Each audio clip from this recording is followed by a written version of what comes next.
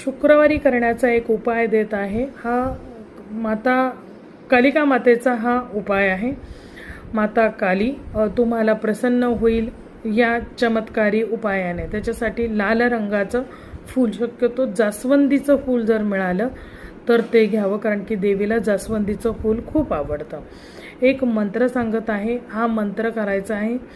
ओम श्री महाकालिकाये नमः। मी तुम्हाला हवं तर मंत्र लिहून देते।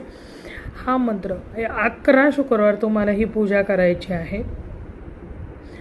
उत्तर दिशेला तोंड करून बसायचं आणि सकाळी 9च्या आत किंवा संध्याकाळी 5 ते 9 या वेळामध्ये तुम्ही ही पूजा करू शकता। वेळ लक्षात ठेवा, सकाळी 5 ते 9 किंवा संध्याकाळी 5 ते 9 या वेळामध्येच ती पूजा करावी। 11 शुक्रवार हे पूजा करायची आहे तुम्हाला। त्याच्यासाठी एक फक्त जास्वंदीचं फूल लागणार आहे आणि याने तुम्हाला ती पूजा करायची आहे। मंत्र हा कम से कम 11 माळी जप करायचा आहे आणि देवीला प्रार्थना करायची आहे की मला जे माझ्या आयुष्यामध्ये त्रास आहेत, अडथळे आहेत ते दूर कर।